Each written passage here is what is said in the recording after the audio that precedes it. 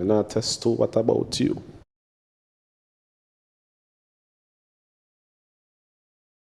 What, I'm not getting the radio. Testing. I hear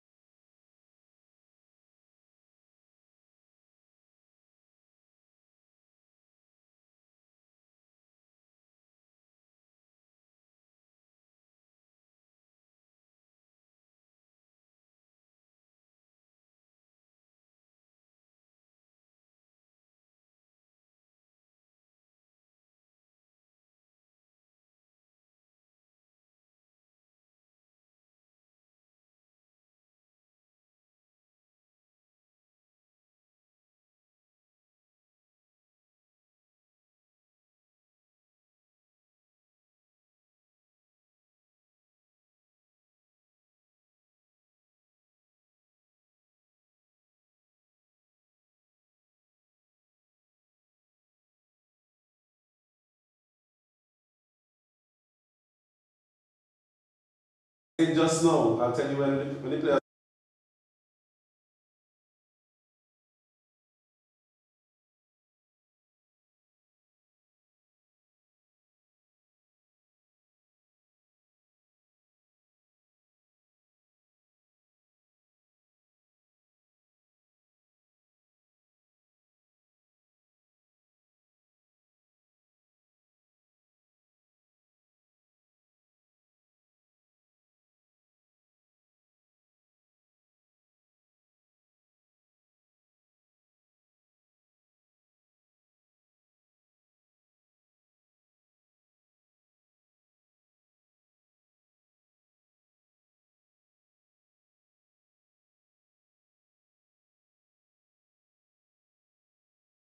Good morning and welcome to the Arnesville Sporting Complex. We have a live action for you in the Cricket West Indies Women T20 Blaze.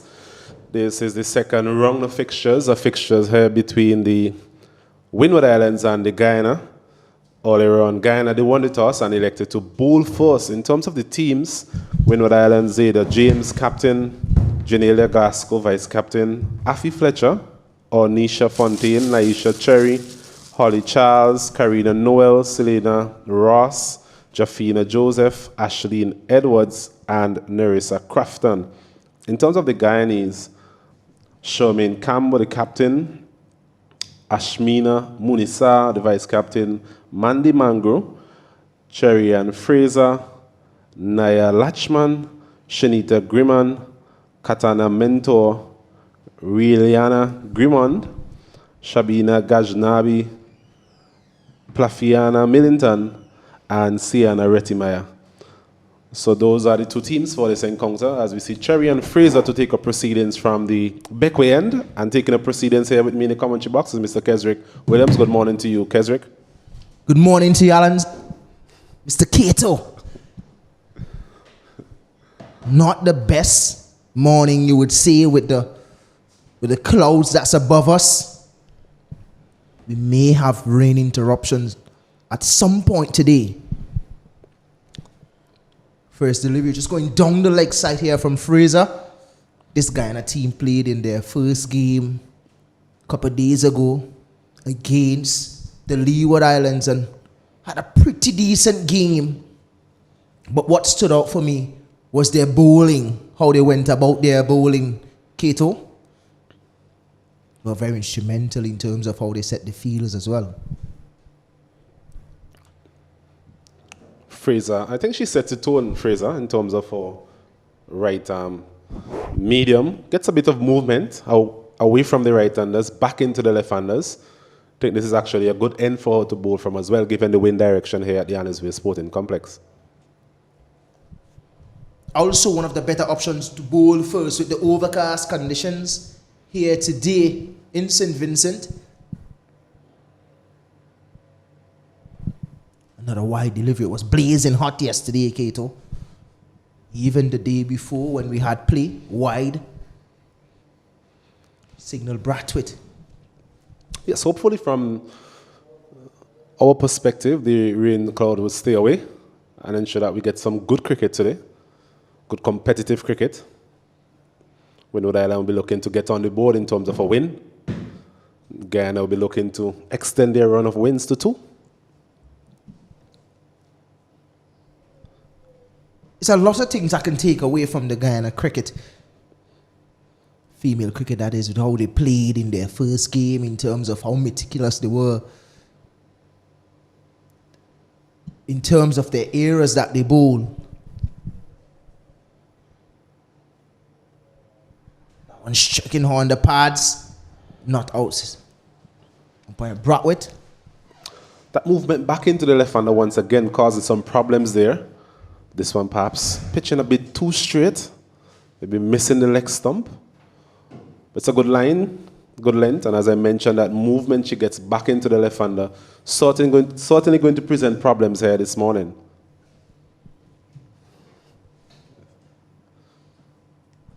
Definitely with another wide though. Just think that she's starting it a bit too straight on the line of the leg stump. She's not taking it away, she's bringing it back, so she needs to pitch it somewhat on fourth stump, and with that one that is going away normally, it will always get the batter to play. So Bryce will have to play every delivery. And that is what I'm talking about. The one that's coming back from just outside the line of the off stump, and then that one that is going across normally. So you'll find a left-hander that always have to play at every delivery. Hence the reason why there's a slip in place. Slip in there. Because the captain that's there in Campbell played a really good knock in the first innings, taking them home. It's Campbell and Fraser. Starting it too straight again. Just need to get our control right, Sherian. As you mentioned, the line is just as important as the length, given the movement we are seeing from her. Very good bowling conditions that you will enjoy, Kesrick. Definitely. Any bowler, opening fast bowler, is enjoy these conditions. That is what I'm talking about. That line, she needs to keep it outside the line of the off stump.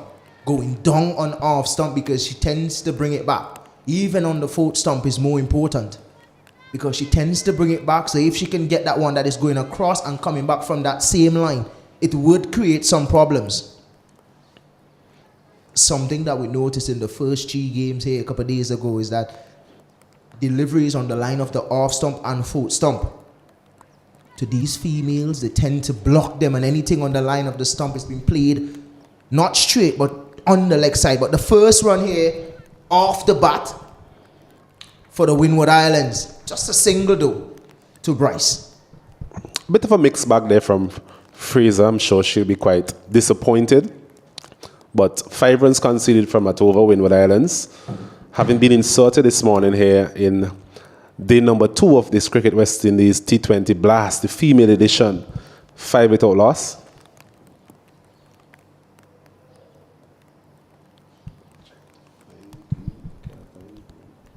Well, it's Millington now with ball in hand. She had a good game in the first game as well. Well, all the bowlers for Guyana did really well in the first game, but I must make special mention to Munisa and how she bowled. We saw a bit of celebration as well on the first day, Kato, especially from the Jamaicans. I had to have a conversation with them to find out what's the name of that celebration. That one just punched off the back foot. No run there. Plafiana Millington it is, as you mentioned, quite impressive in that first encounter. Used the angles quite well, especially against the left-handers.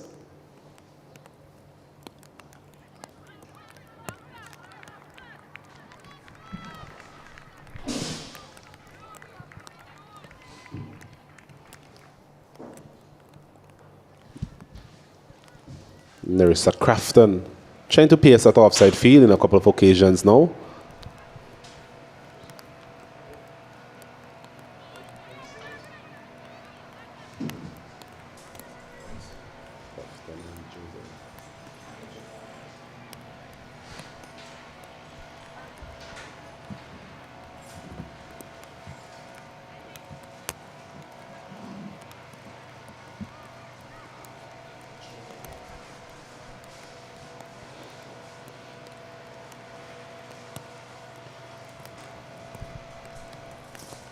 Joseph taking strike now. He is from St. Vincent, Joseph. Trying to play that one down to the fine leg boundary. Just an edge over the keeper.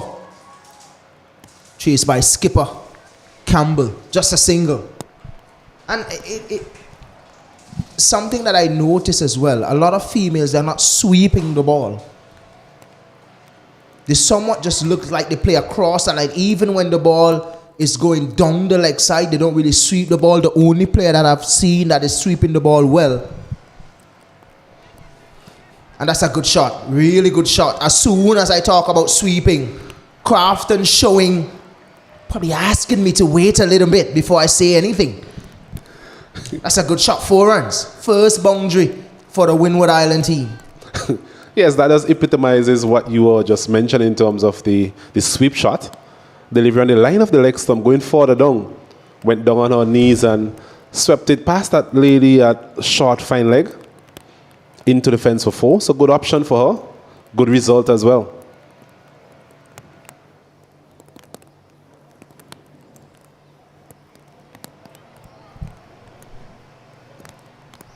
Another wide delivery.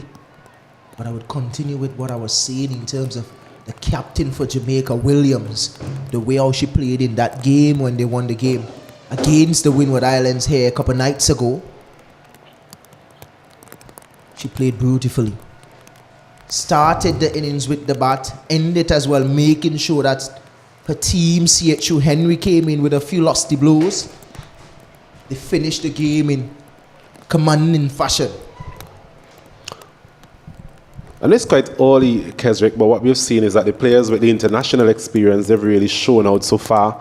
After one run of fixtures, there's still opportunities for the newcomers, as they would say, to put their hands up and be counted. But we have seen the likes of Afi Fletcher, you mentioned Rashida Williams, and even Charmaine Campbell, really showing their class. So it's a good example to set for those players coming through, just coming onto this particular level. So it's something for them to work towards. Well, that is so true, and we like the fact that they are playing at a different level, and you could actually see it as well. You could see the difference. You mentioned Campbell, Henry, Williams from Jamaica, the under-19 skipper from who's playing for Trinidad, Ramnat as well. You look at the Windward Island players, the Chi West Indies players that is playing for Windward Islands. Afi Fletcher, she came in and she showed that she's an international player. Also to Zeta, just punched down the ground for a single. You could see the difference, Kate, on how they play, different levels. And that is the levels that you want everybody to get to. But everybody may take time, or everybody may not get to that level at the same time. But it's good sight to see the players who are playing at the international level, their quality, the way how they play is at a different level. So that is good.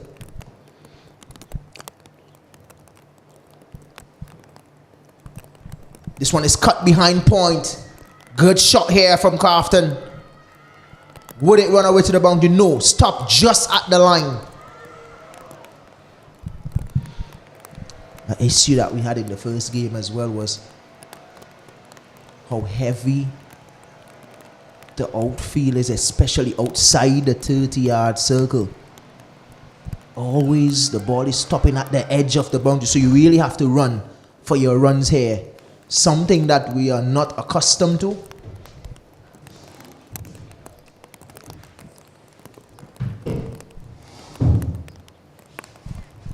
This one punched down the ground, misfield by Grimman, who's actually a new bowler from this end. Didn't really pick up a lot of wickets in the last game, but bowled pretty tight. It's a reasonable start from these openers, getting the ball into the gaps. That's something that we have called for quite often. You mentioned the outfield is not the quickest at the moment. That situation would also have been compounded by the fact that we had some rain earlier. But it's the end of another over completed, 3 overs completed. Windward Islands, after being inserted, they are 16 without loss.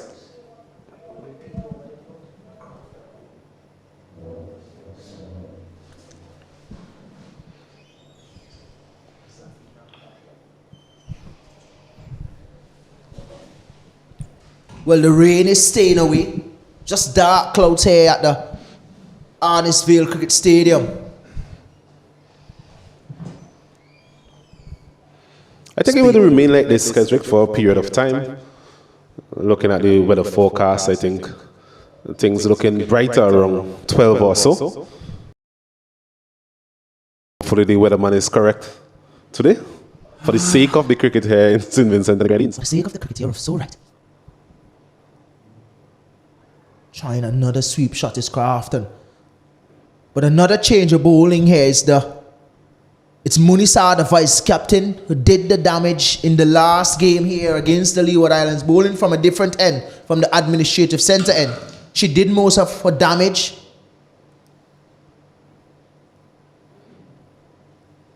From the media centre end, the end which we're at, we also call this the beach end, and the other end we also call it the airport end, the old airport end.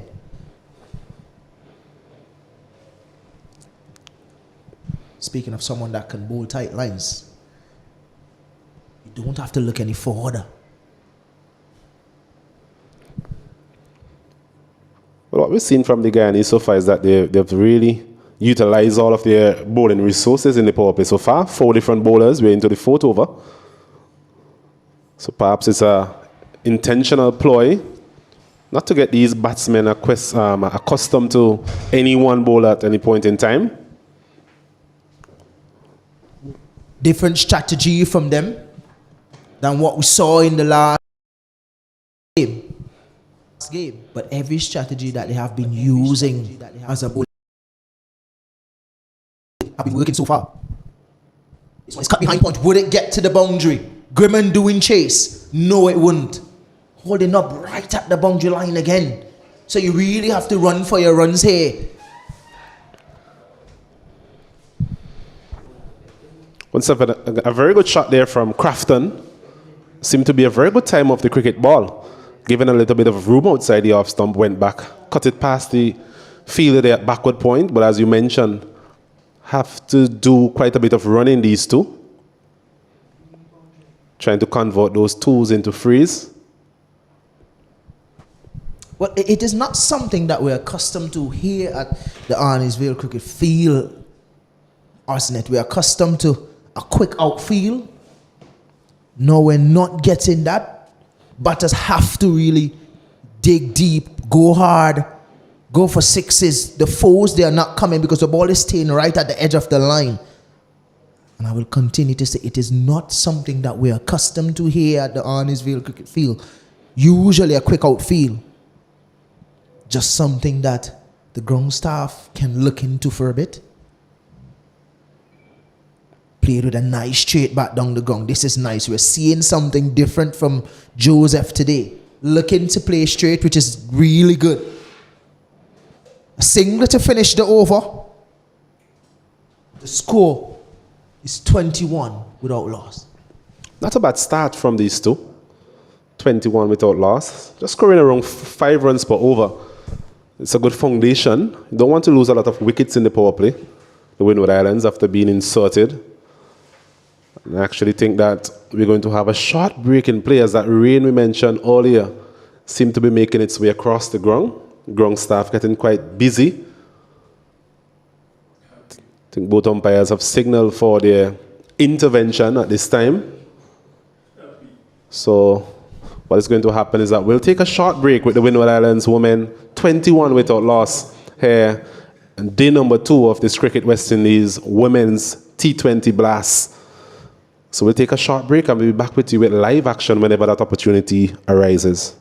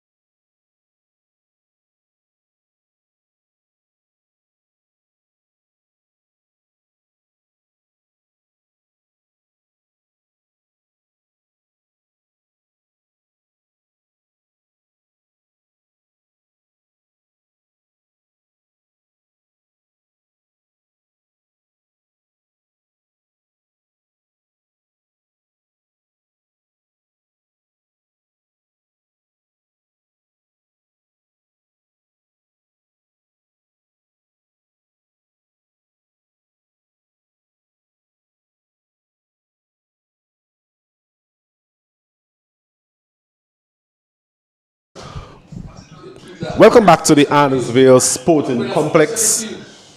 Action here in the Cricket West Indies T20 Blast, the female edition.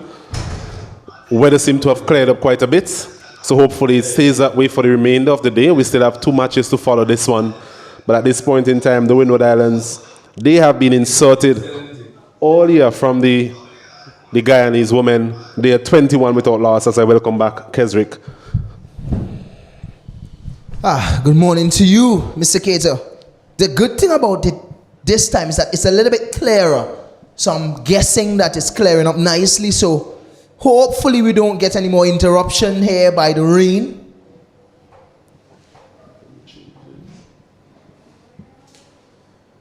Just wondering if there's any changes here. We're still waiting for confirmation. If there's any changes in terms of overs. Haven't heard anything as yet, so we still have to wait. First delivery short. Joseph immediately into her game. 4 runs behind square leg. Really good shot. It deserved that punishment. Not the best of deliveries there from Munisar. A short delivery on the line of the leg stump.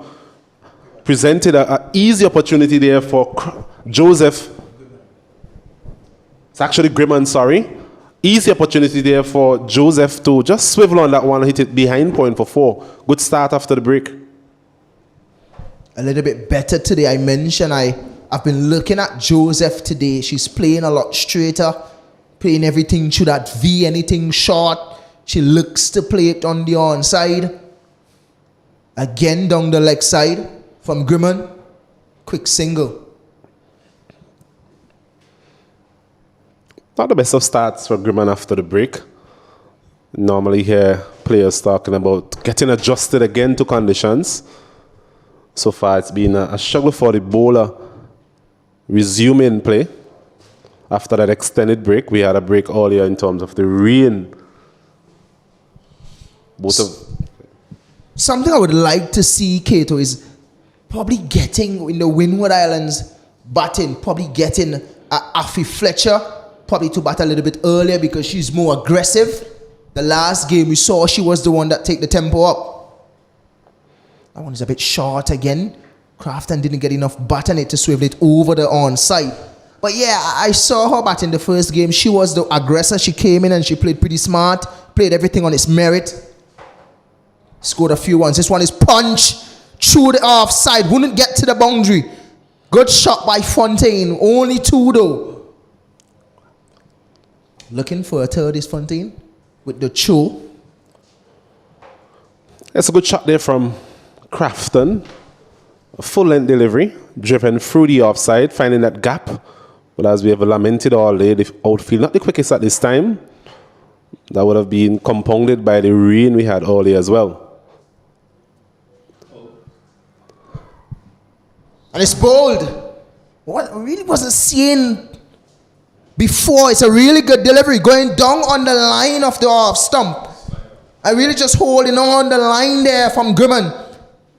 Missing everything there, Fontaine. Disappointing way to go. But it's the first wicket for Guyana. Grimman doing the damage. A very good delivery there.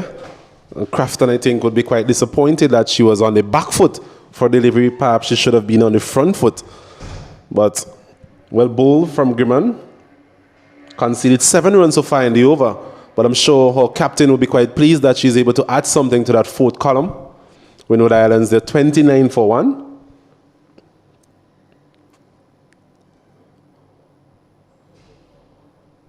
Really well bowled from her.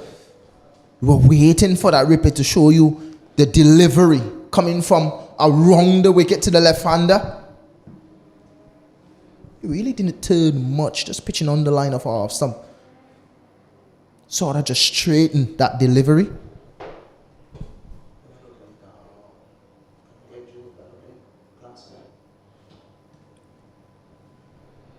New batter to the crease now. I think so. Looks like Glasgow. Definitely Glasgow. Hails from St. Vincent as well. Fast bowler. She can use the bat. We saw her play a few innings for West Indies in the women's tournament. Again, that line outside the line of the off stump. Just pushing that bat. A good end to the over there from Grimman. Getting a bit of tone on that occasion. Good line, good length. So should be quite pleased. 2 overs, 1 for 12 so far. Windward Islands going around just around 6 runs per over. So it's not been a bad start by any means. That run rate around 6 runs per over. I'm sure they'll have their sights set on something in excess of 120. But in order for that to happen, they need to continue to get these partnerships going.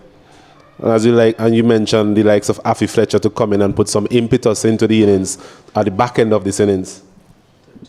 Normally you will see a Zeta coming in at number 3, but I'm pretty sure that she will probably step at number 4 today, and then Afi at number 5. That will be the likely order. Just waiting on Retimaya there to get to a position at mid-off. Munisa to continue. Punching that one is Joseph. Well, we've just been alerted that the game has been reduced to 13 overs.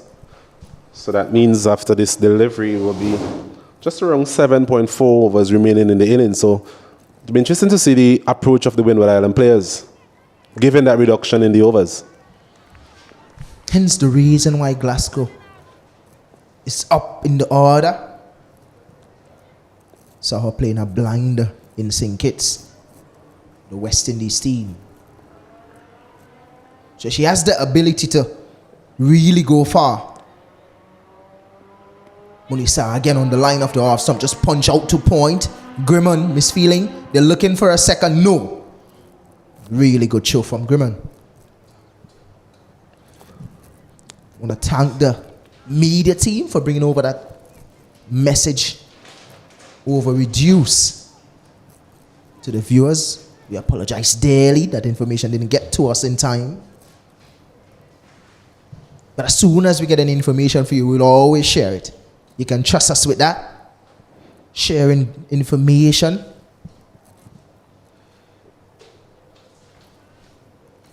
Probably would have liked to see a Afi Fletcher coming in there now. Knowing that she set the tempo, but finding the edge is Glasgow. Good work from skipper Campbell, sliding nicely. Something that we have grown accustomed to with female cricket now. And how agile they are in the field. It's refreshing to see. Players really giving their all on the field. That occasion, Campbell moving quite swiftly to limit the batsmen on that occasion, just to a single. 31 for 1. Finding the edge again. Not sure if we're playing at Edgbaston, but they have been finding the edge regularly. Both batters. But a run is a run. The run rate is dropping. Pretty sure that they know it is 13 overs now because of that rain interruption. Glasgow just changing her guard a bit, looking like she's now on middle and off. So I'm guessing that she wants to get closer to the ball. Oh, Munisa again, that one that just coming in. So she spins the ball away from the left-hander, and then she has that one that just straightens, just comes on with the arm. So this is really good stuff from her, tight stuff. 2 overs now, just 8 runs. The score is 32 for 1. Another tight over there from Munisa, limiting the scoring opportunities there of the Windward Island batsmen. 32 for 1. Glasgow. They on 1 from 3, just coming to the crease. Joseph, she has been there from the start, 9 from 12. So I'm thinking that the Windward Islands will be looking forward to Joseph batting as deep as possible into the innings and perhaps picking up a scoring rate at some point in time. We're talking about scoring rate. We have a quite capable scorer in the form of Kenroy Martin joining us here in the commentary box. Good morning to you, Kenroy. Good afternoon, actually. Good afternoon to you, Asnet. Good afternoon to the viewers here. As we look at this game between Windward Islands and Guyana, pretty evenly matched. Now 32 for 1. Windwards have been insulted. Last game they won the toss and elected to bat, doing a much better job in the second game. Seemed to be a concerted effort to really form a partnership especially at the top of the order there, the Windward Islands, as this one is punched out to cover, and a very close one indeed. Glasgow for a while they were struggling, but I think the umpire is quite happy that she made it. But quite a risky single, it must be said. Yeah, very risky. I don't think Glasgow was up for that, but she got in eventually. But a risky single there by Joseph, hitting it straight to the fielder. A better throw would have had Glasgow in trouble. But they move on to 33 for 1 here at Arnesville. And I would have liked to see a person like Fletcher coming into the crease at number 3, knowing that the overs have been reduced. It's something our previous commentator alluded to, given what we saw from Fletcher in that first game. It's Glasgow. It's bold. That one a bit flatter, a bit quicker from Grimman. So she gets the wicket of Glasgow. Never really looked settled so far in this innings. An innings that came to an end for 1. And the Windward Islands, they lose their second wicket. They're 33 for 2. Yeah, similar way of getting out there. 2 batters so far. Flat delivery on the off stump. They gave themselves a little bit of room and it sneaked through the bottom pad and hitting that off stump. So good bowling there by Grimmon and really picking up 2 crucial wickets for Guyana and setting the Windward Islands back even further. They are 33 for 2. And I think that brings, I think that's Fletcher I'm seeing there, if I'm not mistaken. Starter looks like her. Oh, it's not. It's not. I think it's James, Zeta James. Yeah, I just think they're missing something there, the Windward Islands. I think they should have really gotten Fletcher in the wicket to really bring things alive here for the Windward Islands. She played a very good innings in the last innings. She's very aggressive and just about 13 overs in this game. I think she should be in the crease. This one is hit uppishly. Just behind square on the leg side. So she's up and running there. Zeta James, one of those young cricketers we have coming through for the Windward Islands and the West Indies. A lot expected of her, Zeta James. I'm sure she'll be looking to just put her hand up in this tournament, shows what she's made of. Just remind the selectors that she's up for the fight. And hopefully she'll be able to do well for herself and her team here in this Cricket West Indies Women T20 Blast.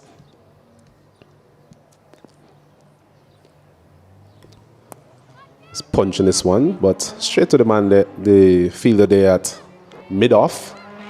And as that we see dot balls continue to plague these teams. They have not been able to deal with that.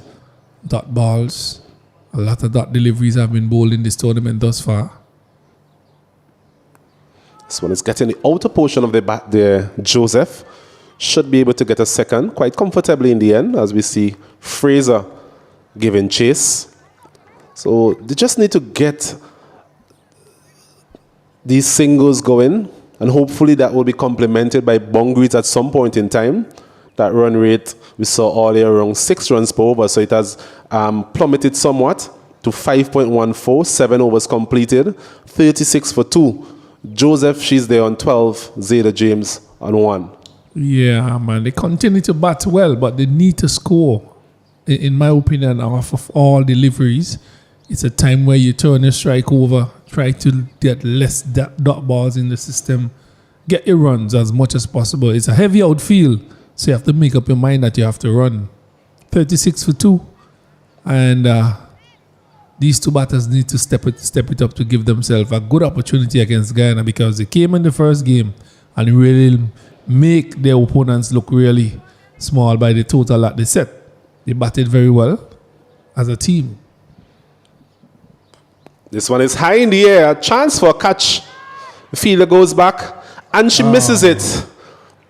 A difficult chance, it must be said, but she never really got herself in a position to effect that catch.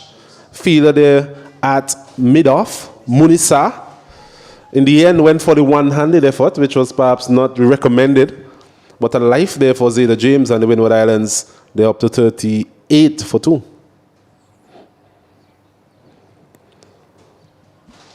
She never looked like she wanted that catch from the get-go.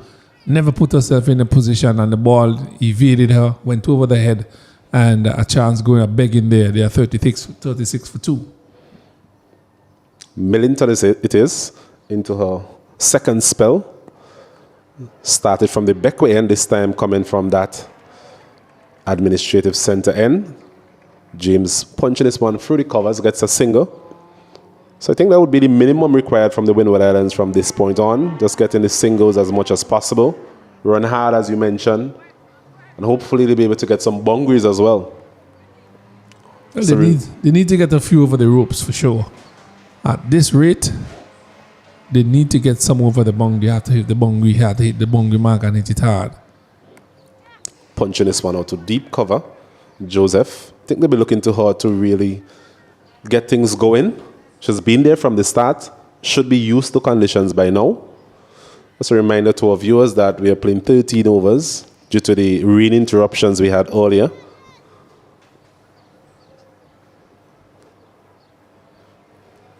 James again driving beautifully, but out to the man there at deep extra cover. Well positioned there on the extra cover boundary, limiting the opportunity there for a second. There's something you have not seen in the tournament so far. They have not run their first run hard enough. Looking for that second round. They have to be eager. With an outfield like this, you have to be eager to come back for a second. This one is punched down the ground for another single. Jogged. See, mistakes on the boundary, and they are not capitalizing because they are jogging their first run. So it's the end of another over completed. Windward Island, they are 42 for 2 after being inserted here in the second round of fixtures in the Cricket West Indies Women's T20 Blast here at the Arnesville Sporting Complex. So just about 30 balls to go, really, in this innings, and they need to step on the pedal here, the Windward Islanders. They need to get some runs. They need to get over the infield into the boundaries to set a decent target for the Guyanese. From the way I saw them batting in the first innings, I don't think anything under 100 would pose any threat for them. Really, they seem to be a very good batting unit, the Guyanese. You mentioned the 100, that's quite a fair distance away, Kenroy. Means that they will have to go at least 12 runs per over from here. As we see Fraser being reintroduced into the attack. Bowler solitary over earlier. Her helmet has been sent for. Umpire is making sure that she has her helmet. I think that's one of the rules as well. You must bat in a helmet once a fast bowler comes on.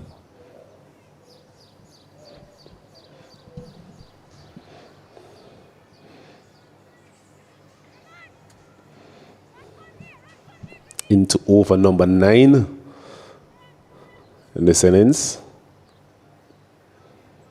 Windward Islands looking to get some momentum in the back end of this innings. They'll be hoping that James and Joseph can provide such. Sherry and Fraser, on the other hand, being the premier fast bowler in this outfit, will be looking to limit the scoring opportunities and, if possible, get a couple of breakthroughs here for the Guyana team.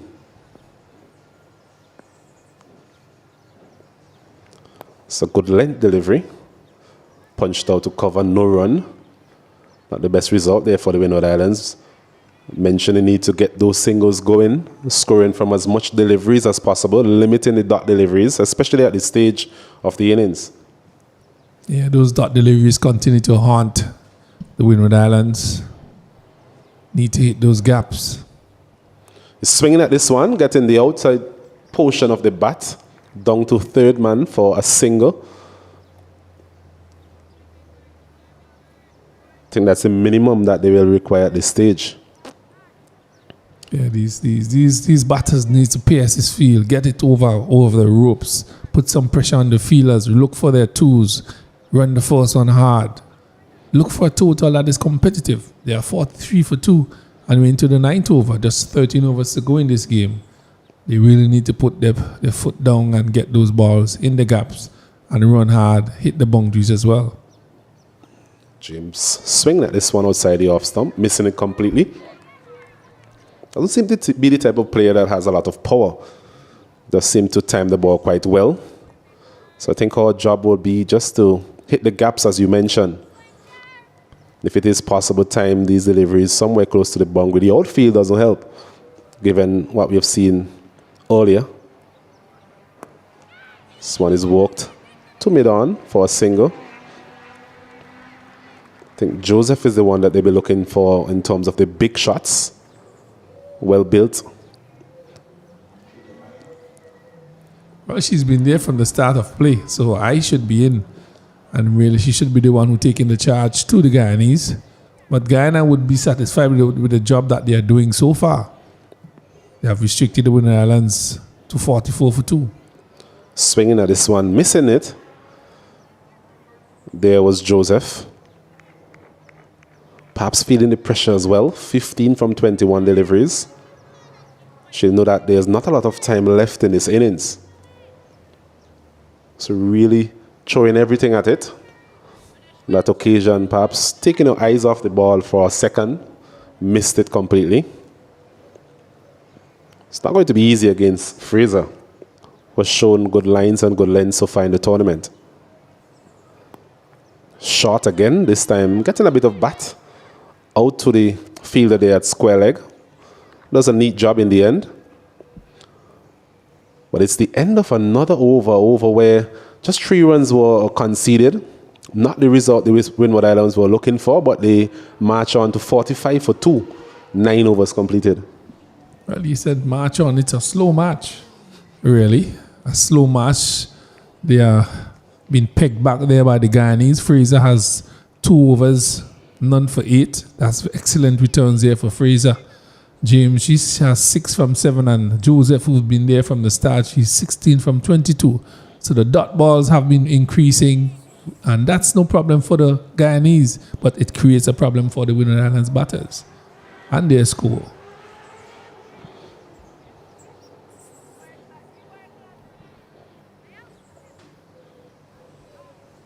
They just need to learn to manipulate the ball, hit it in the gap, look for 1, look for 2, press the feelers, play some intelligent cricket, smart cricket.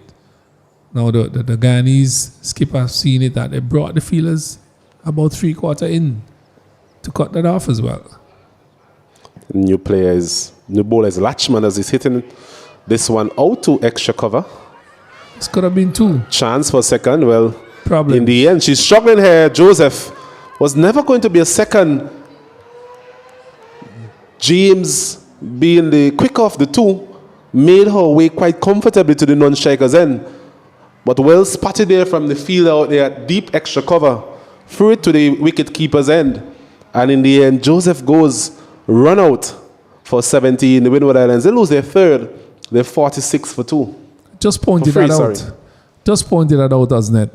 They have realized that the outfield is rather heavy. They have told the fielders, the sweeper boundary fielders to come in about 3/4. That worked. They hit the ball over the top. She wasn't looking for 2. She came in, pick up a good return, and she was left stranded. She really never looked like she wanted 2 runs there. Unfortunately for her, she's going back to the pavilion. It's 45 for 2. And I think this should bring Afi Fletcher to the crease. I think that's the lady I see coming in there. I think that's Afi Fletcher. Windward's really struggling here, 45 for 2, for 3. But Guyana have displayed some excellent bowling as well. Can't take that away from them, and they have really adjusted to the field and the conditions here at Arnesville very quickly. But having won the toss and elected to bowl first, I think it was always imperative that they put up a good bowling effort. Good bowling conditions, it must be said. Quite cool, quite overcast so far this afternoon. Fletcher played a bit of a cameo in her last encounter, 32 from 23 deliveries. She'll be hoping that she can replicate that sort of performance for the Windward Islands at this time. Yeah, they would need that. They would need that sort of boost in this innings from Fletcher. Smart cricket, just working it into the covers for a single. Both of these players quite nimble on their feet. Zayda James rapid in the wicket. And this is what you need from the players. Need to know They need to understand the game and do the things which are required. This is what is required. You can't get the boundaries, knock it short, take ones, put the fielders under pressure, and try and get as much singles and twos as possible, so that, as you normally say, 1-1 will fill the basket.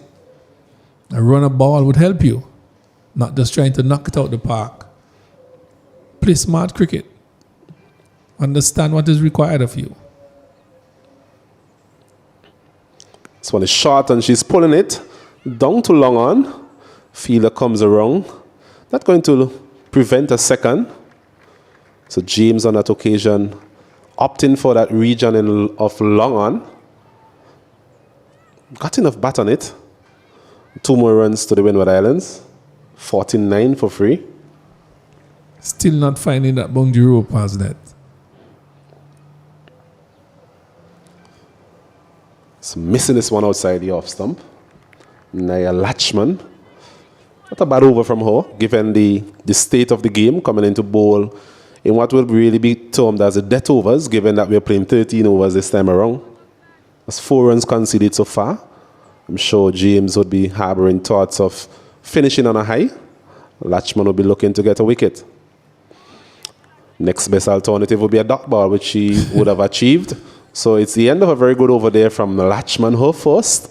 And the Windward Islands, after being inserted this morning by the Guyanese, they're 49 for free, 10 overs completed. Yeah, you're not getting the boundaries. You have to readjust your game. You have to readjust your game. At this stage, you must assess things and see what is best for you. You're trying to go over the top. It's not happening. Try and knock the ball into the gap. Pick up the ones and twos. Put the field under pressure. Let the bowlers think differently.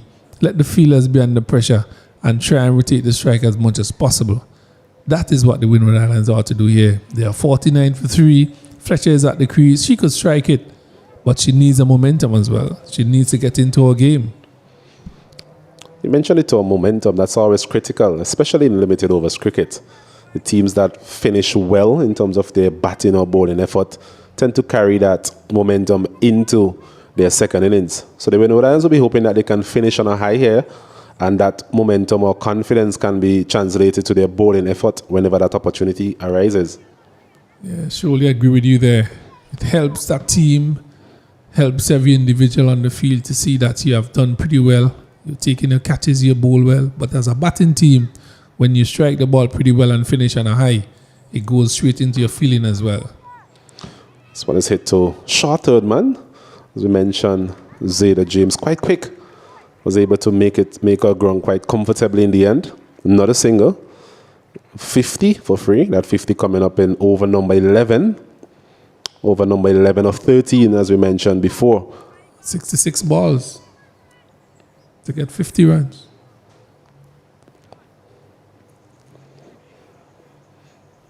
Munisa taking the proceedings here from the Beckway end.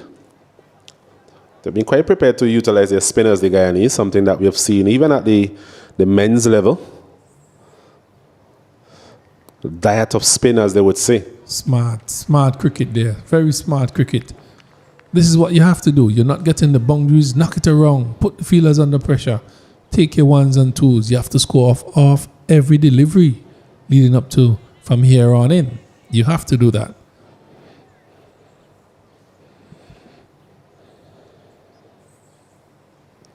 This time is using her feet there. Fletcher. Not getting it past the bowler there. Good fielding from our own bowling there, Munisa. Ashmini Munisa. Into over number 3 for her. None for 10 so far. Fletcher is swinging this one out to deep mid-wicket. A chance for a catch. Well taken as well. So timed it quite well there, Afi Fletcher. But just picking out the fielder there at deep mid-wicket. Came in and took a quite comfortable catch in the end. So the Windward Islands, they continue to lose wickets here. They are 51 for 4. Yeah, good catch taken by the fielder at the mid-wicket boundary. Came in about 3/4 way and took it just about chest height. They was struck with some paw as well from Fletcher.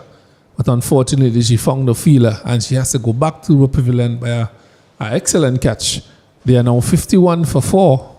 And Windward's fall even further into trouble here at Annisville. That brings another batter into the crease. And that is of Not too sure. I think that's a wicket keeper. Fontaine. Is it Fontaine? Looks like Fontaine, but you would get that from the scorers. But really a difficult position to be in here. The Windward Islands 51 for 4. 10.4 overs. Current run rate 4.78. James is on 9 from 11. Projected score is 96. Would that be enough for Guyana? I think the projected score we're seeing on our screen is based on a 20 over projection. Just to remind our viewers that this game has been shortened to 13 overs. So just around 2.5 overs remaining in the innings. That run rate coming down to 4.86. So it has been on a downward spiral for the last few overs, thanks to some tight bowling from the Guyanese spinners.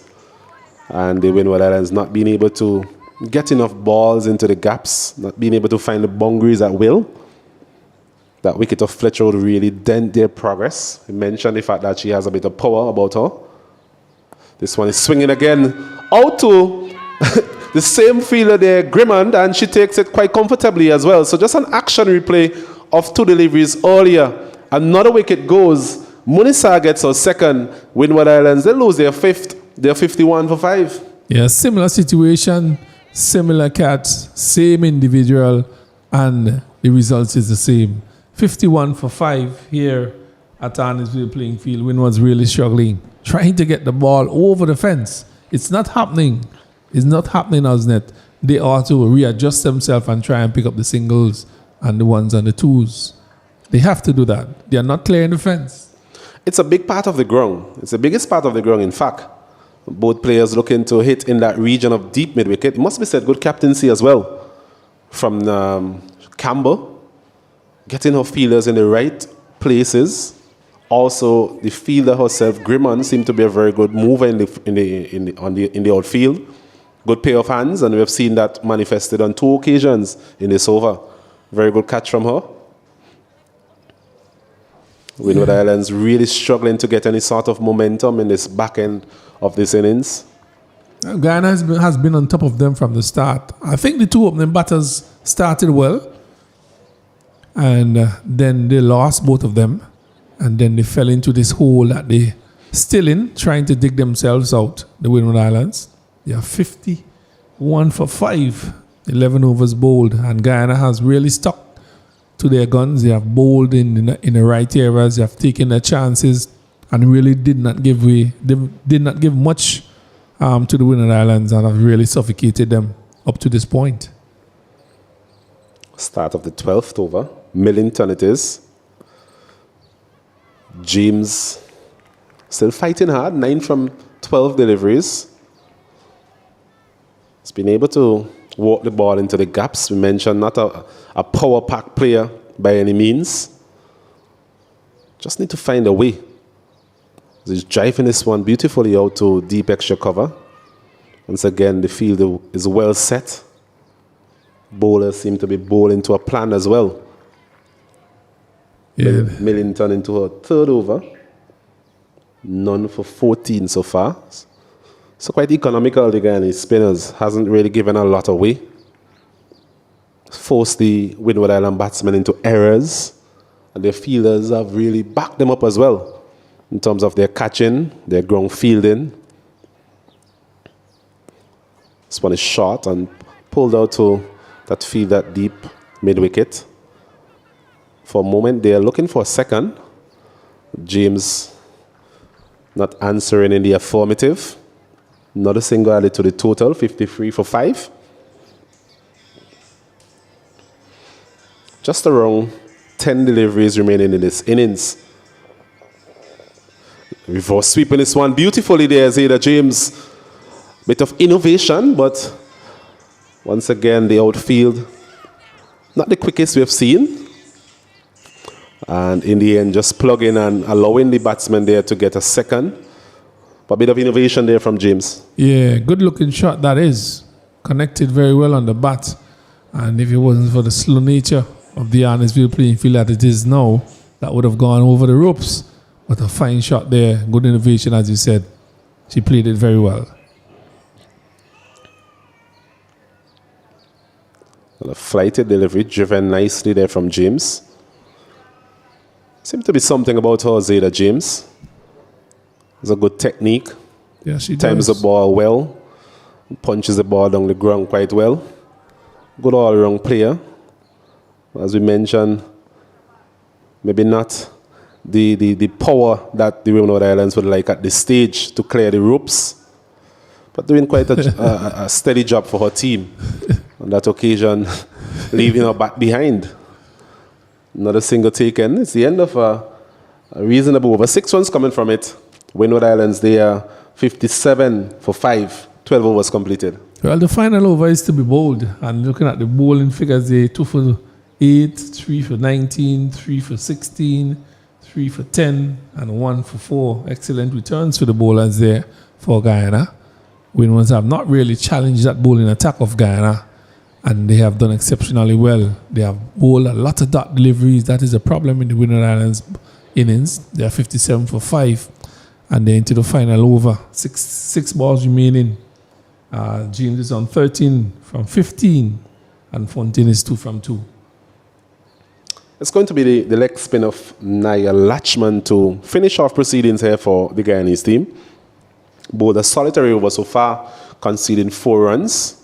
Looking at the field, there's a fielder long on, deep mid wicket, long off, deep extra cover, backward point, backward square, mid wicket, and a short fine leg.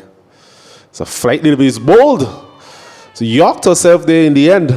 Fontaine, good piece of bowling from Latchman, bit of flight in the end, getting the off stump of Fontaine. So she gets her first wicket, and the final over starts quite unfortunately for the Windward Islands. They are now 57 for the loss of 6. From the time that ball left her hand, it looked dangerous. And it really squeezed between bat and pad. Really yorked her. A very good delivery there by Latchman, and really removing James. A good delivery. A really good delivery. From the time it left the hands of that leg spinner, it looked dangerous, and it really removed James in fine style.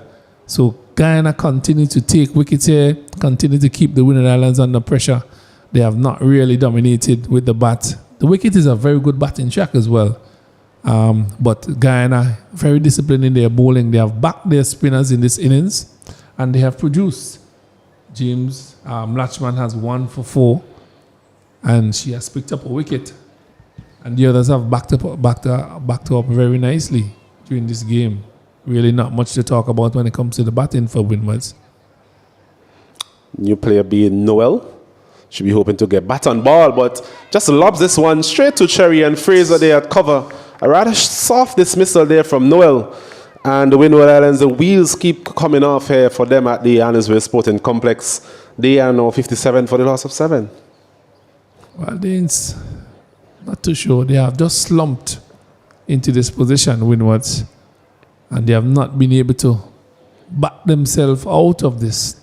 And it continues to just rock that boat. Water keep coming inside. It's sinking slowly.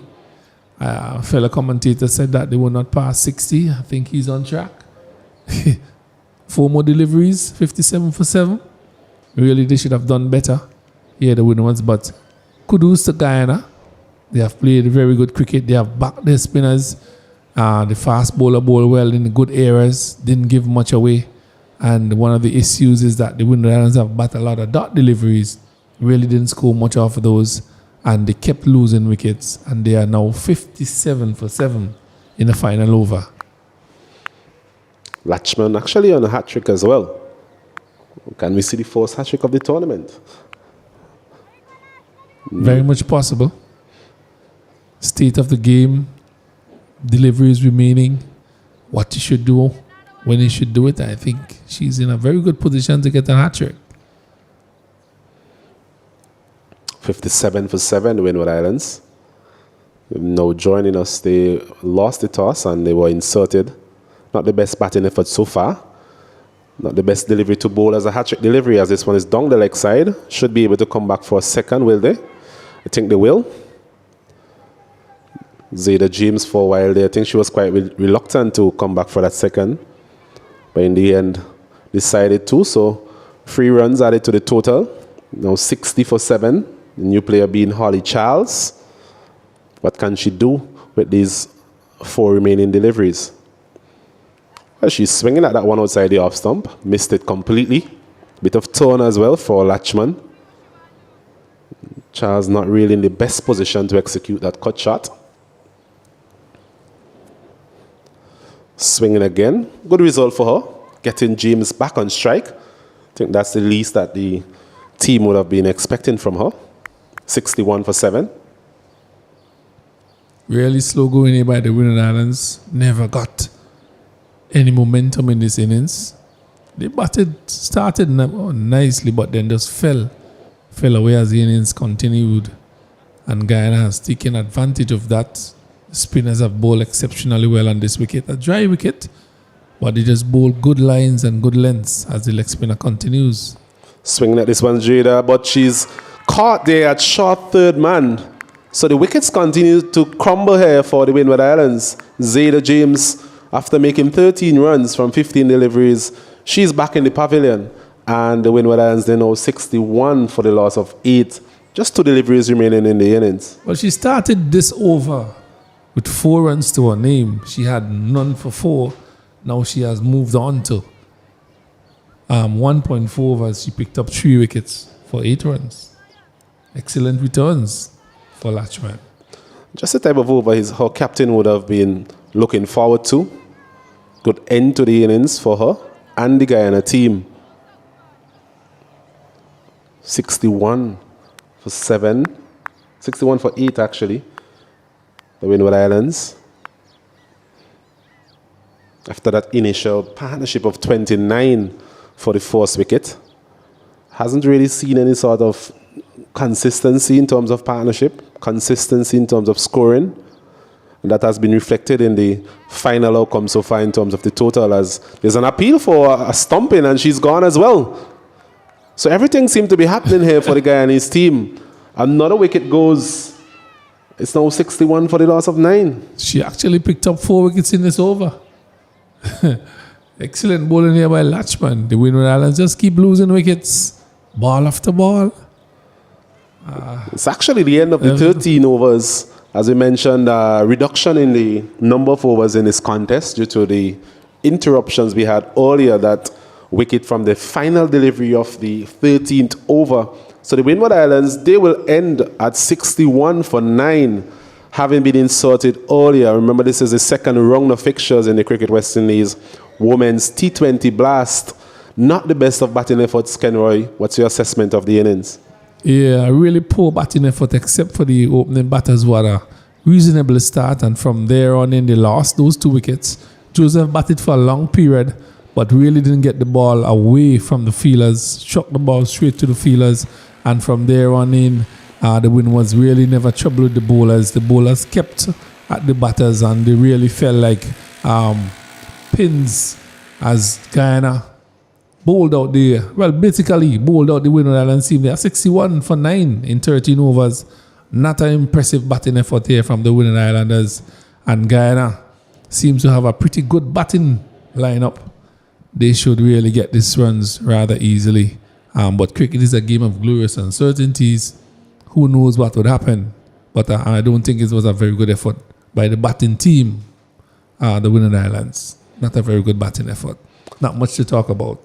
Well, we'll rejoin you for live coverage in about 10 to 15 minutes' time with the Guyanese reply. So for now, we're out.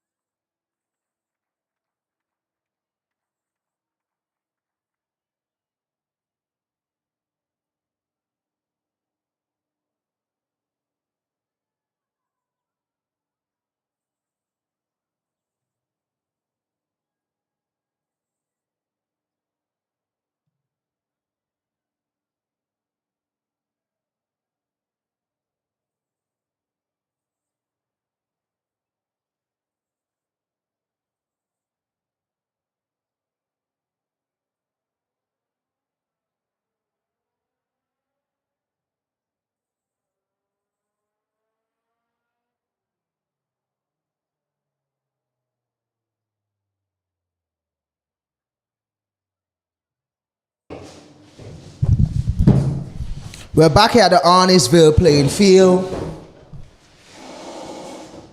Windward Islands bowled out. 61. Remember, the overs have been reduced to 13 overs. They make it 61 for 9.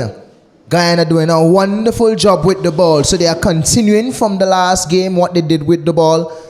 Bowl beautifully, bowl good lines, good errors, and picking up wickets at the right time. They only need 62 for victory. It's Guyana. They are out in the middle now. You just have to work and continue to do what they did in the first game with the bat. With me here today is to start things off. It's Kenroy Martin.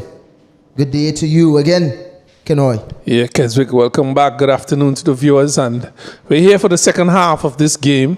Windward Islands didn't do as well as they ought to. 61 for 9. Really not what they expected after being insulted. Batting first for the second time. And Guyana with a powerful batting lineup as we saw them in the first game really made a very easy work of their opponents, the Leewards. First delivery is on the pads. They sit in the pads and they run through for a single. Waiting on the umpire's signal, really. Leg by. So, Keswick, your thoughts on those, on that knock from the Windward Islands batters? They just need to do a lot more. We saw it as well in the first game. The way how they approach batting, they just need to change that a little bit.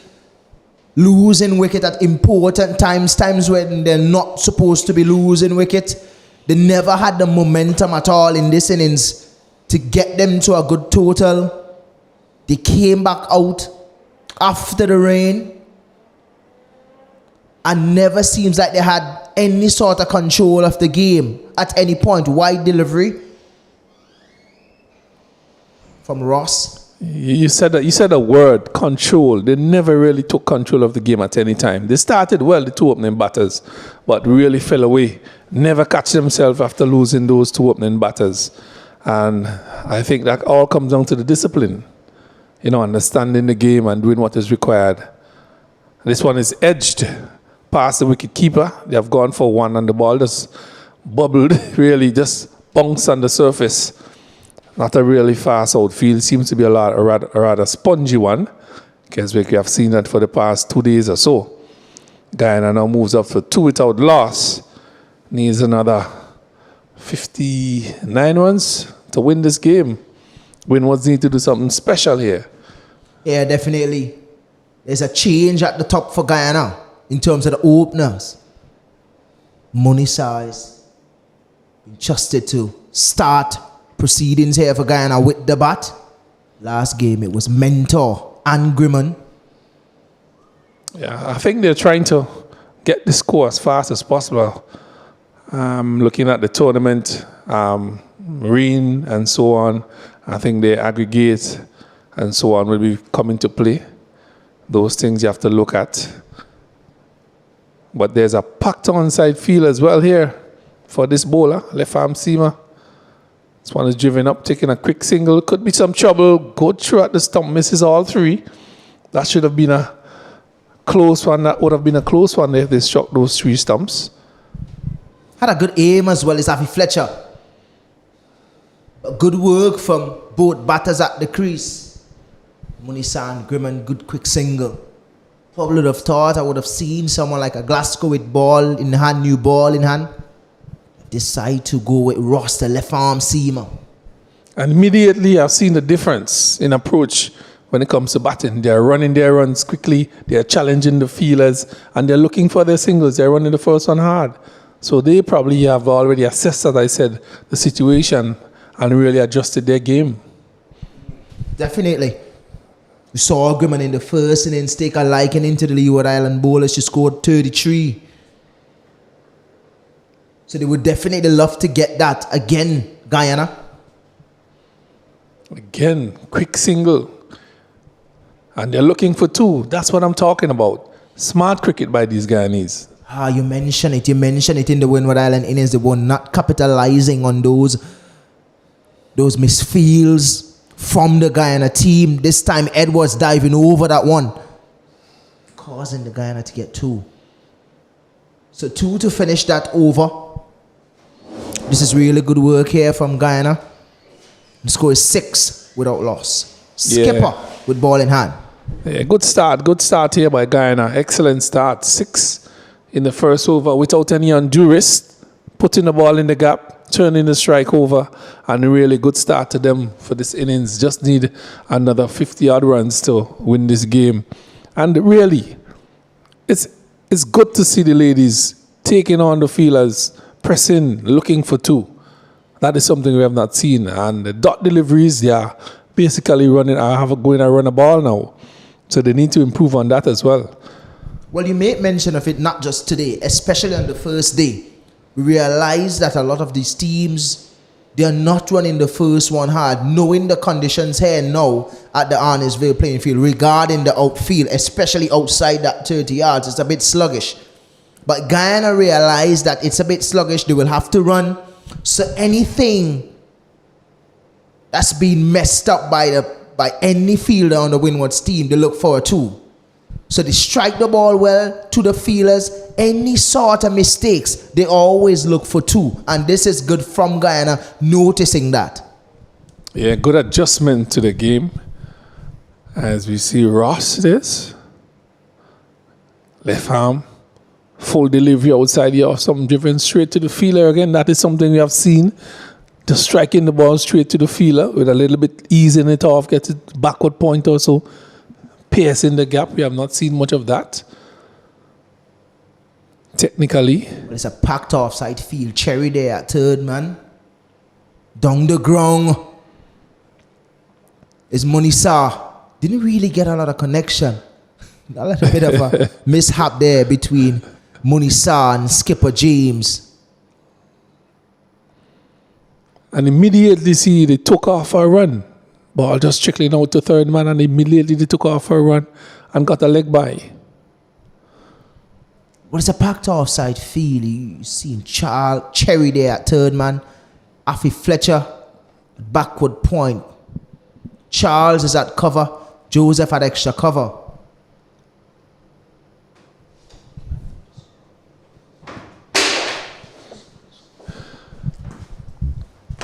So James have bowled 3 deliveries so far. Grayman is on strike. It's a tossed it delivery, and immediately she calls for single and turn back. And now they will get the single. Mistakes, and they have capitalized. And that is what you need to do on surface like these, on playing fields like these. Capitalize on the mistakes of when the fielders make them. Good cricket here by the Guyanese. Excellent. Well, they notice how the outfield is. So they are smart in terms of any sort of mistake the Windward Island fielders make. They usually capitalize on it, and this is good. This is good from them.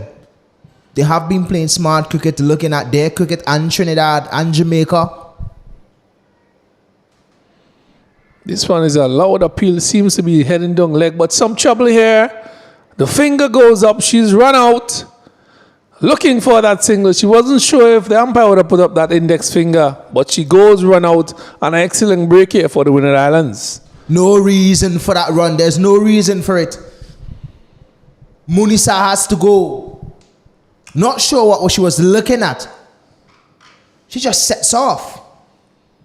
Not something that the Guyana wants. But she has to go. First blow for the Volcanoes. The score is 8-1. Yeah, really. Just chipped down the track, looking to use her feet to the spinner. It was a faster delivery, striking her pad, and she didn't stop. She kept running down the wicket and found herself in trouble. Halfway there, she realized that her partner wasn't responding. She tried to get back to that crease, and she was short of her ground.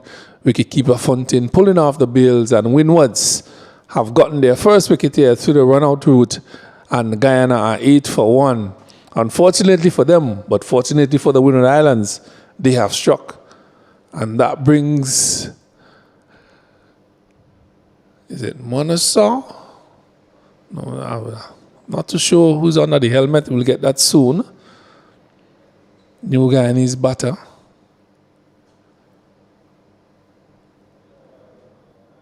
But James have bowled some tight lines so far. 4 deliveries, 1 run.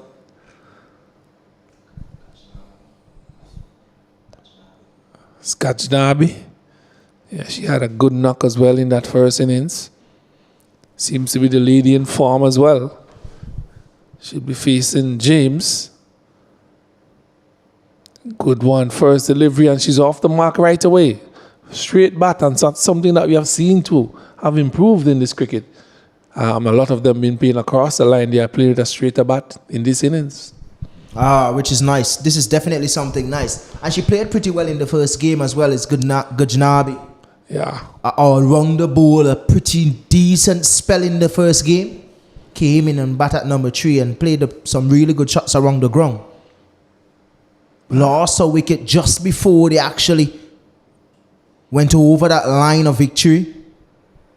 But she really played a good innings in that first game. They would want her to do that this game again. Continue their winning ways. But this Greyman, he's 4 from 4 deliveries. Gachnabi is 1 from 1. Guyana 9 for 1. And it's with Zeda. No, it's the left arm seamer. Rather unorthodox field here. It's for left arm seamer. Packed onside field. This one is one outside here, some fuller delivery. There's a deep backward square, a deep mid wicket, a short fine leg, a mid wicket, a mid on. And there's a short extra cover point. No third man, and a mid off. And you're bowling a off stump line, Keswick. Strange feeling it. He needs to swing that ball back in. Again, outside the off stump.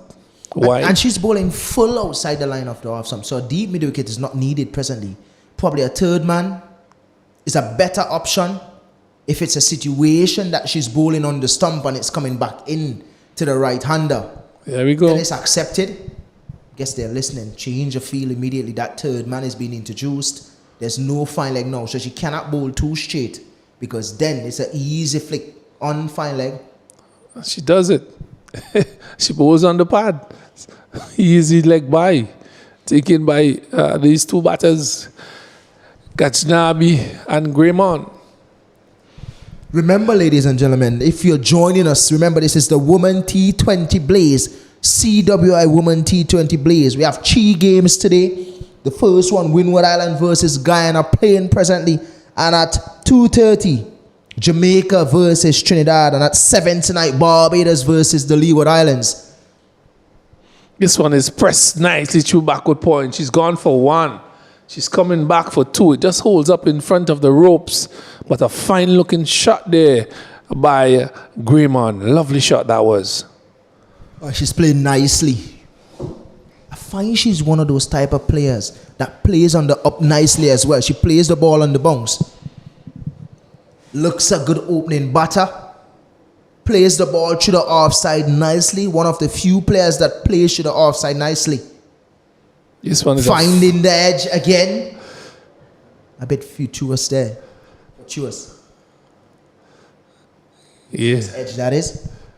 But she's bowling a full length, and she's bowling outside of the off stump. Really and truly, the feel that has been set is not that sort of feel for this kind of bowling. And she's really, I think she's at a disadvantage here, really. Should have had a packed offside field and continue to bowl at length. Oh, that's a full toss being worked through mid-on. First boundary I've seen for the day. 4 runs it is. Well, the outfield is not going to stop that. Gajnabi packed with a bit of power, full delivery. She's always going to get a boundary with those. Good shot, 4 runs. Yeah, and what was good about that is that she found the gap. She placed it, it was hit on the ground as well, and they ran off the face of the outfield, something we have not seen for the past 2 days, and it went into the fence for 4. I think that's the first 4 I've seen for the day. Off the bat of a batter. It's 17 for 1. Remember, it's been reduced to 13 overs. Here between these 2 teams, we have some interruptions through the rain, and it's going to be a fight here. 17 for 1, over number 2 completed. James is with the ball, and she's trying to dislodge one of these Guyanese batters in Gajnabi and Greymon. Gajnabi is on 5 from 5, and Greymon is 7 from 6. It's Ross. Flighted delivery is driven nicely, covers straight to the fielder, and they were off before that ball got to her. And I'm telling you that they have already assessed the situation and had done their homework and doing very well. Running to the wicket nicely. Yeah. What I like about this Guyana team is that they're playing everything on merit. Yeah. Haven't been under any sort of pressure for the tournament. This is just the second day. Yes, only their second game. Haven't been put under pressure to try to come out and play rash shots. Finding the edge here. It's Gajnabi running away to the boundary. Wouldn't get there though. Another 2 added to the score. Yeah, good flighted delivery there by James. She took the pace off that one and really just in front of the batter, hitting the outer portion of the bat. Good delivery. Nobody in that area. So 2 runs to Gajnabi, 2 runs to Guyana, 20 for 1. But that was a pretty good delivery. Ball there by James. So on a good one, she's using her feet nicely, Keswick. That's very good to see. Nice, nice, nice. Something that I like to see, especially at this level in females cricket. Female using their feet, also sweeping the ball. Playing with a straight bat is Ghaznabi. Good work there behind point by Afi Fletcher. I looked at her the other day and I had a conversation with Afi and I'm like, I don't think you're getting old at all. You're just getting younger every time I see you. Running around the field, doing job with both bat, ball. Yeah, she's just a sight to see on the playing field for the Windward Islands. She's a burst of energy. She's excellent at what she does. She gives it 150% all times. That's what I'm seeing coming from Afi Fletcher. That is why she has been that successful for the Windwards and for the West Indies. And you could see as well, you could see the difference in terms of the quality of players, whether they play international or they're just playing regional level.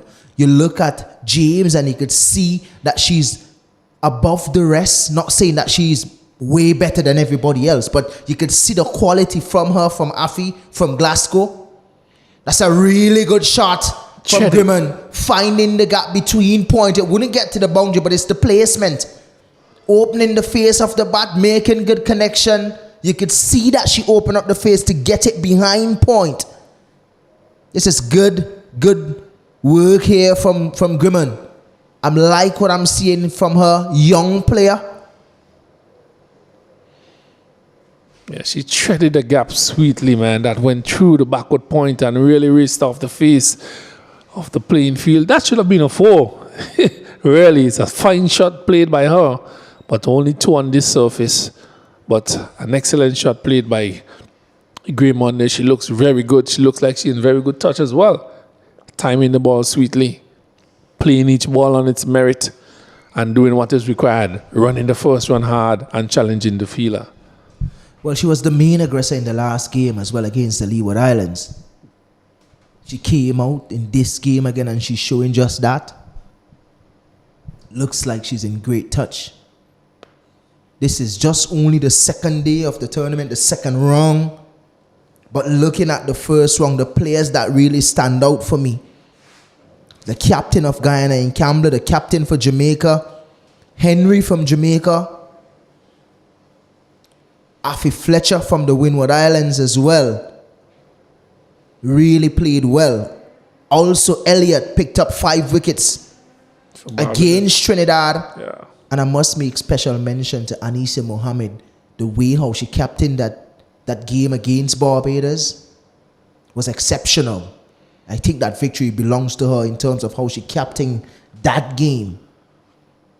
It was really good from her. Yeah, you really could have seen the experience coming out from Anisa Mohammed in that game. She moved from deep mid-wicket in every over. She took that position as her own and she marshaled the troops there, and really a fine display of leadership from her there. probably one of the older players in this tournament, but she's not cool at all, Martin. You did mention running from deep mid-wicket to deep mid-wicket. And this is cut just in front of cover. Good shot here from Gujnabi. Another 2. They'll have to run for their runs here. They're not going to get boundaries easy. You have to work for it.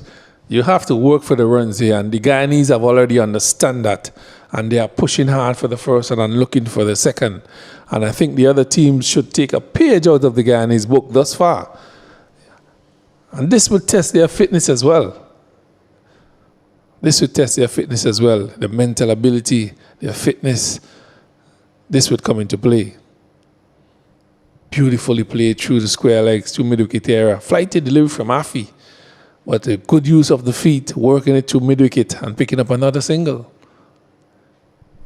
Easy going here for Guyana. They're not in any sort of rush. Just 39 runs to get. As I mentioned, they have never been put on any sort of pressure to really have to go helter-skelter. And what is obvious here as well, Keswick, is that they have not tried to go over the top either. Knowing that there are some long boundaries, the outfield is heavy, they have really readjusted their game and playing in accordance with the conditions which are there. They have not tried to go over the top at any time. This could look dangerous. This looks dangerous. Fontaine appeal. But no, said umpire Bradwit. Seems very confident there, Fontaine. A little bit disappointed as well, but the umpire is in the best position to make that decision. Not out says the umpire as the Fletcher over comes to an end. A pretty good over as well too.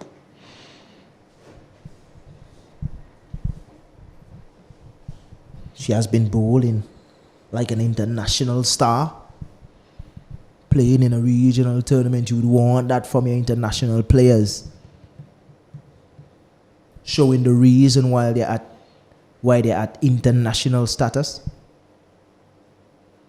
Or why they have international status. Glasgow now is with ball in hand. She has to do something special if they need a chance here to even put up a fight. Yeah, I'm liking the combination for the Windwards here. Afi Fletcher at one end, Glasgow being introduced to the other end. This tells me that they're thinking about their cricket. These two players have to do well for them. If they are to get through this Guyanese batting, Glasgow has to bowl well, Fletcher has to bowl well, and really knock back a few wickets or so. Just about 60-odd runs to get in this 13 overs affair. They need to get amongst the wickets.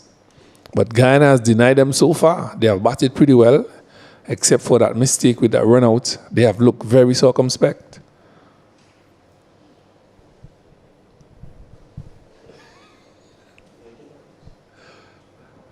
So Glasgow with ball in hand, 26 for 1. 5 overs completed, 5.1. First delivery from Glasgow. Good one outside the house, a lovely placement, well played, good feeling that feeler, backward point. I think that's James. Really good all-round cricket here from these teams. Something of note is that we didn't see her bowl in any overs in the power play. I would have liked to see her bowl at least 1 over in that power play. Remember, it's been reduced to 13 overs. So it's less over now in the power play. Yeah. Power play now has been reduced to about 4 overs. So she didn't bowl any over in that power play. She has been asked by the skipper to bowl outside the power play today. This one is short and pulled over mid-wicket. Where is that one? Over the fence. 6-run signal by the umpire. We have not seen much of that. But she climbed into that one, Grimon, and smashed it over mid-wicket for 6. Lovely shot. Aggressive. Really good shot from Grimon. All intent to hit it for 6. And it's a huge hit as well, Martin. As you mentioned, we weren't expecting that, but it was short. And she was up for it, Grimon. Glasgow again. Outside, some lovely shot through cover. She's gone for one. She's coming back hard for the second. So that's what we're talking about. Excellent running between these two. After such a fine shot, she drove that nicely through covers and called for 2 more runs. Definitely playing a complete cricket game here is Guyana.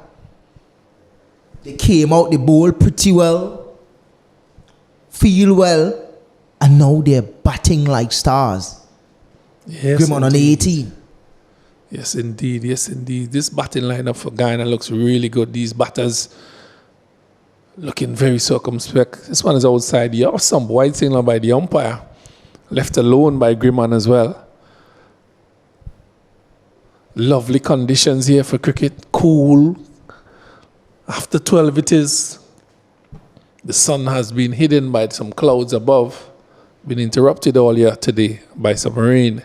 You mentioned this after lunch. I'll give you a joke after this delivery, Martin. It's Glasgow. Pitched up. This one is driven with some power, but there's a sweeper there in our way who does the fielding and just lobs it back to the wicketkeeper, who takes it with one hand. Another single. I could remember playing on the 19 cricket, and there was a player. He was asked a question by a coach because rain was falling, so we were in the stands waiting for the rain to stop to continue the practice match. Lovely shot. Open the face. Timed it nicely. Down to third man. James is after it. Picks it up. Lovely slide. Back into the wicket keeper. So some really good cricket here been played by these Guyanese batters, Grimmon and Gajnabi. Excellent running as well. 14 to Gajnabi from 14 and Grimmon 19 from 14. Really good work from the two. As I continue with that story, Martin, I'm not going to let it go. No, you would not. This one is driven back with some power. My God, that was struck with some power. Skipping out the wave, Glasgow, and fielded there by, it looks like Fletcher, who does the cleaning up at mid-off. The over comes and then it's 40 for 1. Over number 6 have been completed. 40 for 1 Guyana. Easy, easy. Nice and easy. They are going very nicely here, these two batters, Grimmon and Gajnabi. They just need to continue from there. Something that they did pretty well in the first game against the Leeward Islands. Partnership of 32 of 25 deliveries.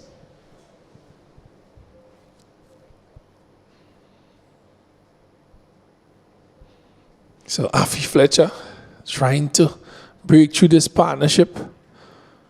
Good partnership so far between these two. Fletcher out of Grenada. Flighted delivery, lovely. Use of the feet. Got it on the full but didn't get the gap. Finding, look like Joseph at mid-wicket who does the fielding. 40 for 1. Good delivery by Fletcher again. Bouncing as well. Sneak, another single.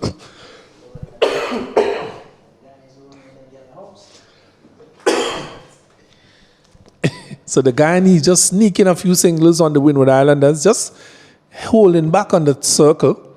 And the Guyanese have really taken advantage of that. Just playing it nice and soft and taking off for a single. This one is a straighter delivery. Seems to be in some trouble there is Grimmon. Just looking at the offside here, Martin, everybody's on the circle. No one is pressing to try save that single inside there. Swept and swept fine by Grimmon. They could get to here easy. Good work from Cherry. Easy pickings here for Guyana. 1s and 2s. It's called for that. The outfield is not fast. You have to do a lot of running. You have to work for your runs here at Annisville. Rather spongy outfield around this time. 21 to Grimmon from 16 deliveries. This one is flighted and beats outside the off stump. The bails are whipped off. There by the wicket keeper. Frontenaire seems to have some very good hands. Excellent. Quick. Catches the ball nicely as well. Very much impressed with her keeping.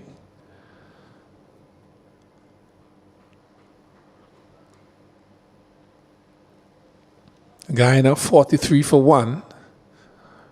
Required run rate is 3.56. This one is short and she's pulling it down to fine leg. She's gone for 1. Joseph is doing the chasing. She picks up, returns comes in, and they collect another 2 runs. So Fletcher, in a spell of 2 overs, she has gone for 8 runs. Joseph got 17, Crafton got 14, James got 13, 4 for 8 for Latchman, Grayman got 2 for 16, and Monassa got 2 for 10. That was the first innings. We are here at the second innings where Guyana is on 45 for 1, Grayman is on 23 from 18 deliveries, and Gajnabi is on 16 from 17. Fletcher has completed her 2 overs for 8 runs. Easy pickings from here on in. Shouldn't really be any sort of trouble here now to really get across the line, Guyana. Well, as Guyana tried to get across the line, he's doing some very good work. I'll now invite our fellow commentator, Osnet Cater, to rejoin you as I take a water break from the commentator's booth and allow you to describe the rest of the action here at Arnoldsville between these two teams. So Cherry's with ball in hand now. Off spinner.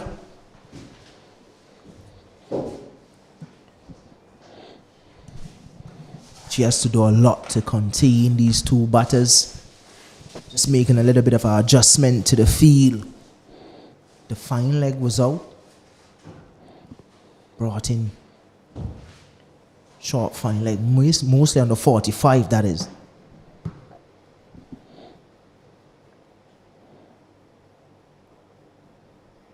This looks close. This looks close. It looks like the ball hit the hands of Cherry. We're not sure. We're waiting. Grimmon was walking. We're waiting on umpire Bradley to make the decision. Afi walking back to her fielding position.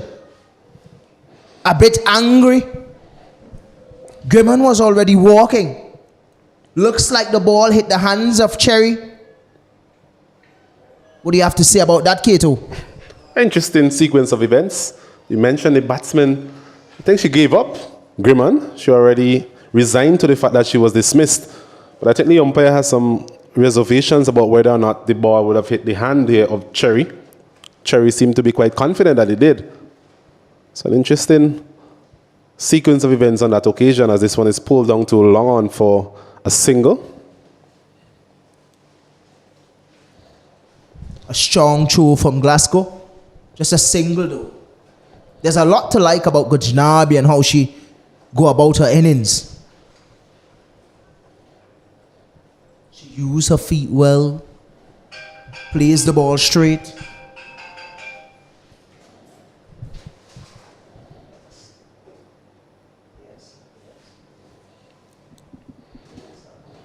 .46 for 1 into over number 8 of this reply from the Guyanese team, chasing a total of 62. So just around 16 runs remain, 19 runs to get.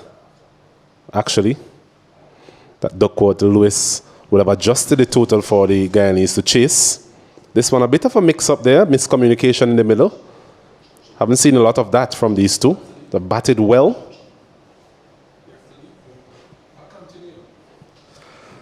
.47 for 1. Just 18 runs required from 5.2 overs. Quite fair to say that the Guyanese team, they're in the driver's seat as we see another drive there from Gajnabi. Down the ground for an easy single. Score moves up to 48 for 1. This partnership, 40 from 36 deliveries. So they've been able to score at a reasonable rate. Just around 6.1 free runs per over. that would have really dented any sort of hopes that the Windward Islands would have had. Sweeping at this one, Grimmon, not making any sort of contact. But it's been a lesson to be learned here from the way the Guyanese team have gone about their business. They've done it professionally, they've done it efficiently, as another over comes to an end. Just 3 runs conceded there from Cherry. But the Guyanese, they're well on their way, 48 for 1. Well, I think that the Guyanese team has really outplayed the Windward Islands team in all aspects of the cricket today. They have done exceptionally well with the ball, and now they have proven themselves to be even better with the bat. 48 for 1, doing exceptionally well. And really, I don't think the Windward Islands really brought a challenge to them in any area of the cricket thus far. They have really dominated every aspect of it, and they look like the much better team. They look very drilled, disciplined. They understand what is required of them. I think they are a little bit senior when it comes to the experience and ages and so on, but they have done exceptionally well against the Windward Islands. Things that the Windwards need to look at is the way that they go about their innings, the dot deliveries, the first run, they're not running hard enough. They're not looking to capitalize on the mistakes of the fielders and so on. But Guyana came out and they have done that during their batting, and they have done what they're supposed to do in the bowling, bowl in the right areas, take the catches, and really stifle the Windward Islands batters. And they never got a momentum, and they have dominated this game from ball one, Guyana. Spot on there, Kenroy. It's been what we'll call a professional performance from the Guyanese so far. They've done their job efficiently. Their big players have really stepped up. Their spinners stifle the progress of the Windward Islands. As we see Fletcher trying to work with some magic here for the Windward Island team. Afi Fletcher, a household name around the Caribbean as it relates to women cricket, has done well for the West Indies on the international stage. You can see why. Has a degree of control over her leg breaks. A bit of tone as well. But so far, the Guyanese have been able to nullify whatever threat that she has presented. Into a third over, none for 8. So rather economical from her. But the Windward Islands, if they were to really mount any sort of resistance or progress, they needed something in that fourth column from Afi Fletcher. Yeah, I do agree with you there. How's that? This one has been spun to cover straight to the fielder, something we have seen repeated in this tournament where players have played some fine shot, but just finding the fielders.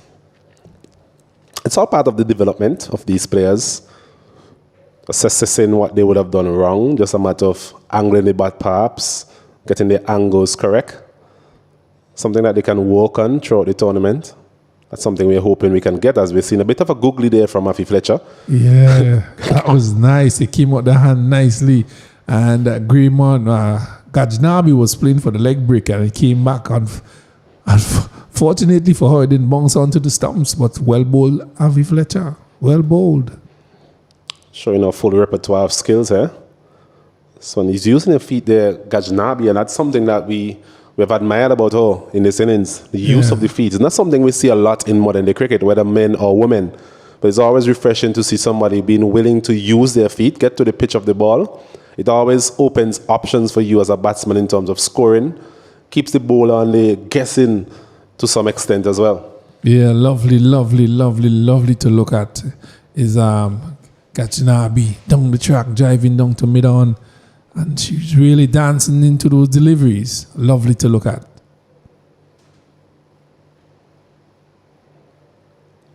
This one is beaten outside the off stump again there, Grimmon. We've seen it on a couple of occasions from Afi Fletcher, just getting the ball to turn just enough to evade that shot from Grimmon. So dot ball to end the over. And at the end of 9 overs, the Guyanese, they are 49 for 1. They require further 16 runs from 4 overs. Yeah, some excellent batting by these two. After that run out, they have settled down and batted really nicely for Guyana. Grimmon, she has 24 from 22. And Gajnabi, she's 19 from 25. Just a few more deliveries and she would really like to be. But Guyana, they are not in any rush. Really, they have 16 more runs to get with just about 4 overs remaining.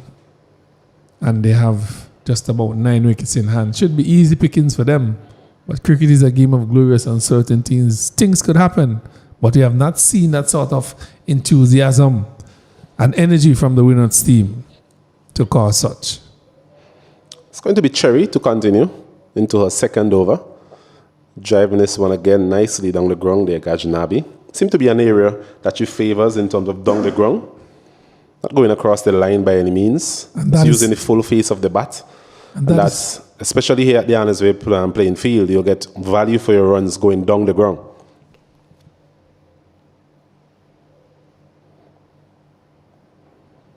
And that is something that we have seen a very, very, very vast improvement really by the players on this second day. This is the first game of the first game in the second day. And the first day we had a lot of persons hitting the ball across the line and getting out at mid-wicket. Most of the runs were scored in the mid-wicket area. Now this morning we have seen a lot of the runs being scored mid-on, mid-off, just like that, straight up, straight down. So that tells you that they have done their homework and they have understand what is required of them. I think that's refreshing to see. I think from a neutral perspective, looking on as a West Indies supporter, that's what you want to see in terms of incremental increases, improvements in the way these players operate, whether batting, bowling, fielding. As this one is cut, but straight to the woman there at backward point, and it's dropped. Quite simple chance. I think it's Zayda James. Yes, James. Normally a very good fielder, Zayda. That one was cut straight to her. In the end, spilled it. And that basically offers the opportunity there for Grimman to live another day. Guyana, they are 53 for 1. Popped in and popped out. Easy as Sunday morning. This is a lovely shot. Over backward point, giving ourselves some room. It would get close to the boundary rope, but excellent fielding by Zayda. And they are back for 3. Excellent running by these two. Great cricket all round. Very good cricket all around. We mentioned a very good shot there from Gajnabi, giving herself a bit of room. She has checked to do that on a couple of occasions. This time, getting it over the infield. Good work in the field there from Zayda James, but just going to prevent the third run. I think it's actually first triple we have seen for the day in terms of running. Both of these players really pushing each other in terms of running between the wickets. Sweeping this one is Gajnabi again. Out to deep mid-wicket for another single. Doing it quite easily here, the Guyanese. 55 for 1. Yeah, they displayed the same sort of confidence and occupation of the crease, and they have played with that sort of confidence in this game as well. Their first game, they came out and they really played against the Leeward Islands, making easy work for their batters, came out and make things look rather easy.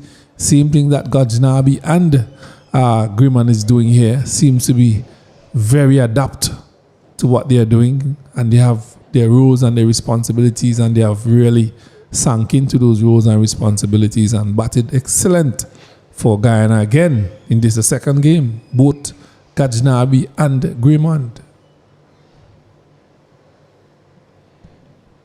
57 for 1, 10 overs completed. So just 3 overs remaining in this innings. That required run rate, quite academic really, 2.67. 8 runs required from these 3 overs. Both of these players quite comfortable in terms of their scoring. This one again punched down the ground, an area that we have seen being peppered to some extent.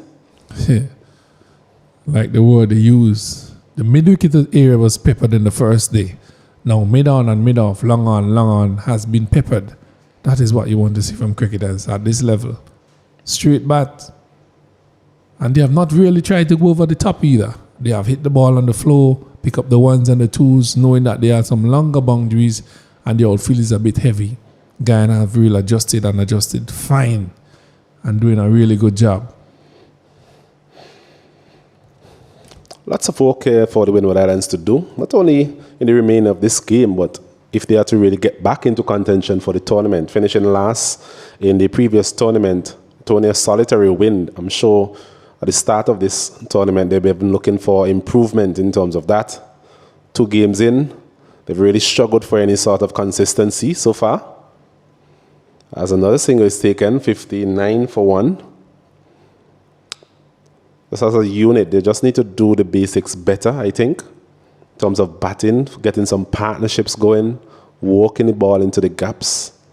And of course, they're big players, the players that have had international experience, the likes of Glasgow, Afi Fletcher. They'll need those players to come good for them. Yeah, they need to come to the party for the Windward Islands. Seems to be struggling all the areas, really, for me, from what I've seen, especially batting. Need to look at those areas, those positions as to where they are batting their lower batters, the middle order batters, the opening batters. Started well today, but didn't really carry on. After that, no one made an impact on the Guyanese bowling. They got 20 yard to start as another single down to mid-on. As you say, that area has been peppered in this inning so far. 60 for 1. Guyana, commanding position they are in. Indeed so. Quite comfortable at this time, both of these players. Both right-handers. Similar build. Was played in a similar way in terms of just walking the ball into the gaps. And we've seen a bit of power on a couple of occasions. Grimman hitting that huge 6 over square leg earlier. As another single is taken, score moves up to 62 for 1. Just requiring a further 3 runs to take this one home, the Guyanese.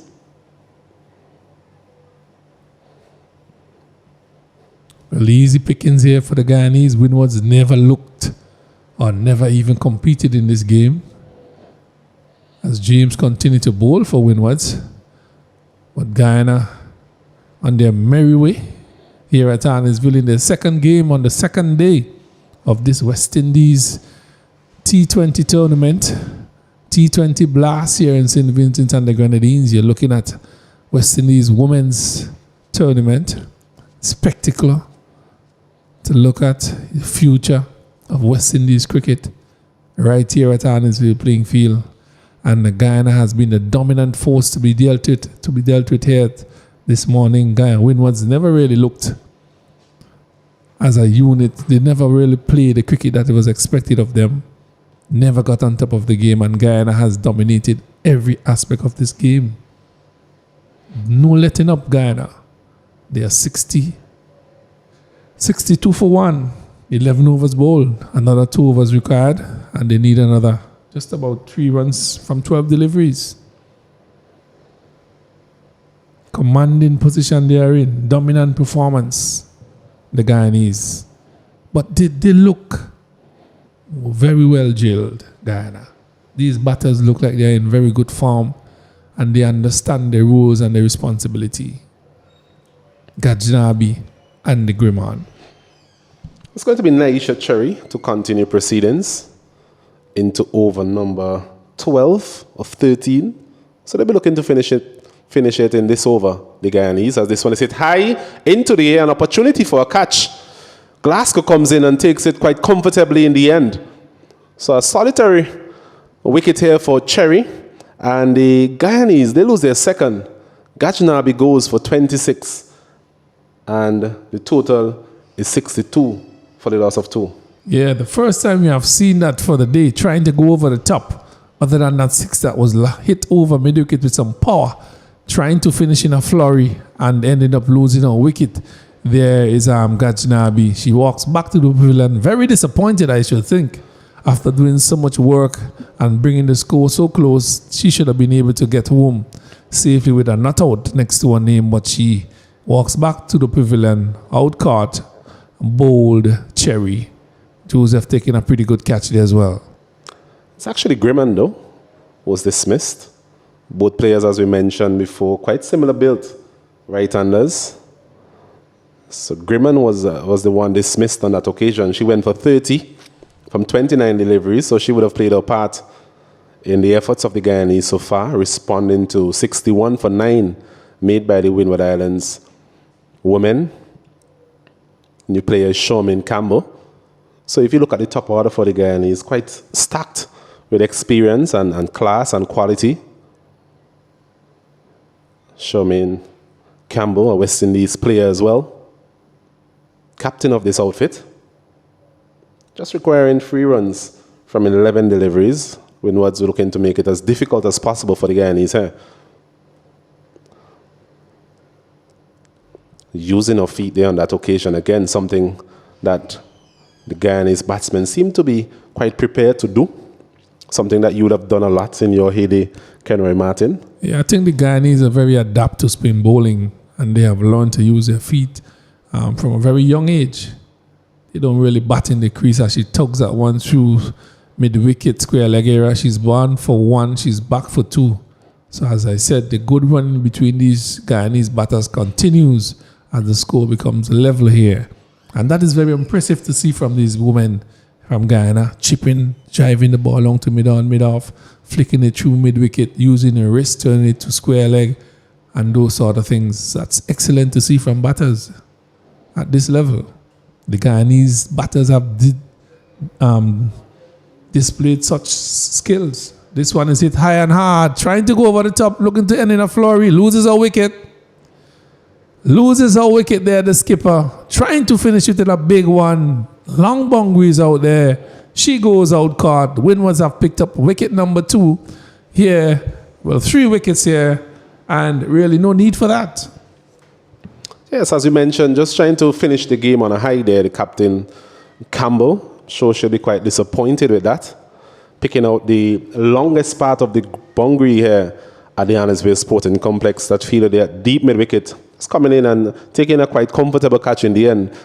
So a couple of wickets, unnecessary wickets, I would say, being lost here by the Guyanese women.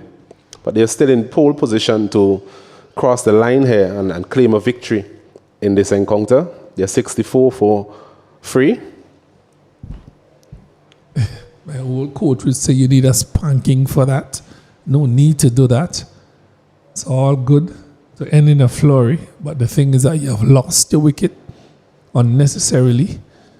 So that brings a new batter to the crease. Campbell goes back just for 2 from 2 deliveries. Didn't really trouble the scorers that much. But Gajnabi, who's been there from the start, she's on 26 from 31. Mangu has come to the crease with just 1 to get for Guyana. This one is hit out. She's falling short, just short of the feeler at cover. So all kind of things happening here now. Just 1 run to go. Is this a little panic stepping into the camp? Can't be. I don't think so. Well, the Guyana is trying to make this game as interesting as possible, based on what we've seen from up here in the Comanche box. Delivery hit out to a squarish cover. Diving forward, just going to take the catch. Just falling just short of out there. And Gajnabi looking for a single, but in the end, returned to a crease quite comfortably. This one is a bit of an educated edge, as they would say. But Guyana will take it as they take this encounter, the first encounter of the round number 2 in this Cricket West Indies Women's T20 Blast, getting up to the total of 65 for 3. Winning this one by 7 wickets. Yeah, dominant performance again by the Guyanese. As you see on the board, Ross 2 for 12, James 3 for 13, Fletcher 3 for 9, Glasgow 1 for 14, and Cherry 3 for 14, picking up 2 wickets in the end there. Unnecessary wickets here for the Guyanese, but they have dominated this game thus far, and they have played a complete game, as you said. Very, very, very well drilled team. They know what they're about. They came, dominated from ball 1, and never gave the Windwards a sniff at winning this game or even winning a session. Guyana, they have dominated from ball 1, and deservedly they have won this game handsomely, 65 for 3. And as you say, pop goes the weasel. A very professional performance from the Guyanese team, making it 2 wins out of 2 in this tournament. They've started brightly. All areas of their game seem to be coming together at this time. In terms of the Windward Islands, though, they will really have to go back to the drawing boards and try and get some sort of momentum back into their performances. They'll need their big players to step up as well. But in this encounter, just falling short of the Guyanese women. So we will take a break and we will return with match number 2 of this tournament. Match up between Jamaica women and the Trinidad and Tobago women. So until then, we'll take a short break. We will join you with live action at 2:30 p.m. this afternoon.